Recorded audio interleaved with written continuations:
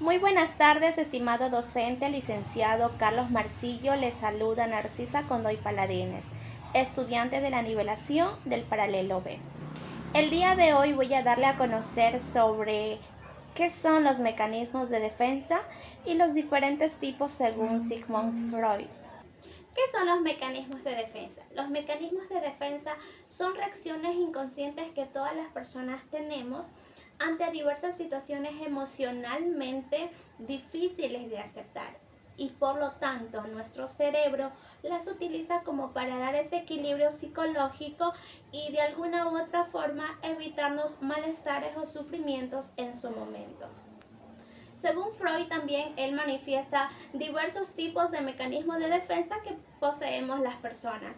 Y por esta razón, el día de hoy voy a pasar a hablar de los 8 más relevantes, como es el de negación, represión, formación reactiva, regresión, proyección, racionalización, compensación y sublimación.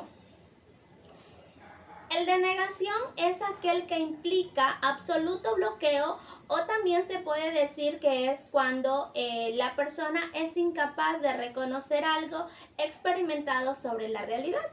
Por ejemplo, mi hermana hace mucho tiempo atrás, cuando era joven, una adolescente, tenía 19 años, pues ella se comprometió. ¿Y qué pasa? Que este hombre pues salió muy malo y maltrataba a mi hermana. Ella llegaba a su casa con moretones, rasguños, golpes, etc. Y mamá siempre le decía, cuéntame, dime la verdad, ¿te está pegando? ¿Te está maltratando? Porque si es así, hay que denunciar. Entonces mi hermana decía, no, él no me pega, él me quiere, él no me hace nada, etc. En fin, bueno, tiempo después obviamente se descubrió que era verdad, pero sí, es muy difícil tratar de que la persona acepte esta realidad. Otro de los mecanismos es el de represión. Esto significa que es la imposibilidad de recordar eventos dolorosos que están en el origen del miedo. Es decir, que las personas expulsamos estos sentimientos desagradables, por así decirlos, de nuestra conciencia. Cuando mi mamá conoció a mi papá, ella dejó a mis 4 hermanos con un tío. Y en ese entonces mi hermana sufrió un accidente, era muy pequeña, y esto pues dejó un mal recuerdo en ella. Hoy en día pues tiene una pequeña discapacidad física y por lo tanto pues ella tiene este recuerdo. Entonces ella tiene eso en su cabeza. Es decir, no puede perdonar y echa la culpa a mi mamá, que fue por culpa de ella que tiene eso pues hasta ahora, ¿no? Ella nunca fue capaz de decirle a mi mamá lo que sentía, que no la podía perdonar. Bueno, mamá falleció ya hace 5 años y obviamente ella se quedó con eso y trata de expulsarlos, aunque a veces no lo quiere, pero es en momentos cuando de verdad creo que ella siente que ya no puede más con eso. Otro de los mecanismos pues es la formación reactiva. Este significa que es la expresión de ideas o emociones totalmente exageradas, opuestas a nuestras creencias y sentimientos reprimidos. Es decir, por ejemplo, una persona está enojada con una amiga, ¿ya? Y sabe que va a tener un problema, sabe que esto le va a causar una consecuencia y decide cambiar, o sea, cambia ese enojo y le brinda más bien cariño y afecto para evitar estas consecuencias. Otro de los mecanismos es el de regresión. Esto sucede cuando la persona regresa a situaciones o hábitos anteriores. Por ejemplo, un niño de 8 años tiene un hermanito bebé y siente que se está llevando toda la atención de sus padres, entonces él empieza a orinarse en la cama. Es decir, que comienza a retroceder estos malos hábitos que tenía anteriormente. Proyección. Esto ocurre cuando la persona no acepta sus propios impulsos y se los atribuye a las demás personas.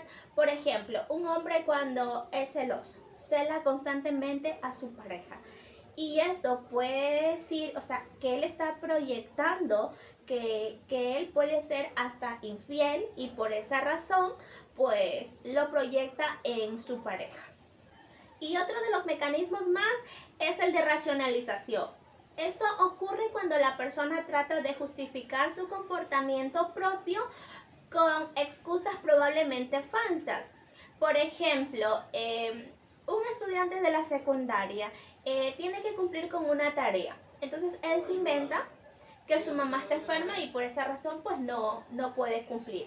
Es decir, que de ese modo él racionaliza su irresponsabilidad inventándose algo que probablemente es falso. Y asimismo, otro de los mecanismos más es el de compensación. Esto ocurre cuando una persona trata de compensar una falta o una deficiencia físico-psicológica, bien sea esta real o imaginaria. Por ejemplo, la hija de mi vecina se metió a un curso de dibujo y la verdad que ella no era tan buena para eso. Entonces, ¿qué ocurre? Que para compensar esto se metió luego a un curso de música en el cual sí, ella se destacó al 100%.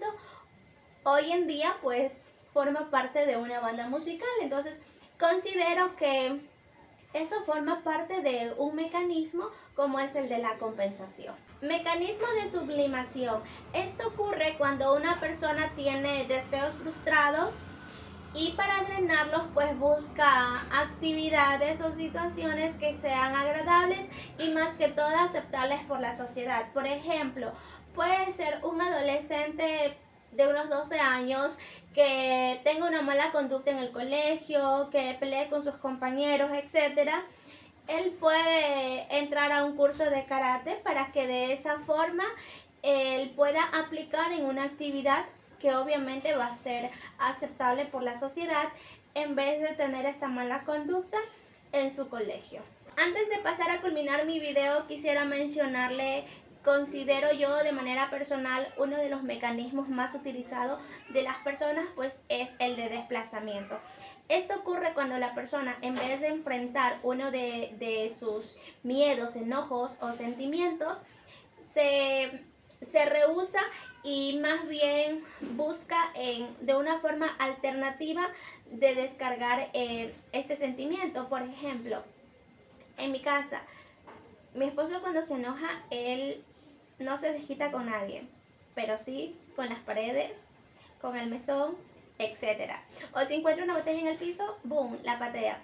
Entonces, de esa forma, él desplaza el enojo que tiene con nosotros en el objeto o en cualquier cosa que encuentre.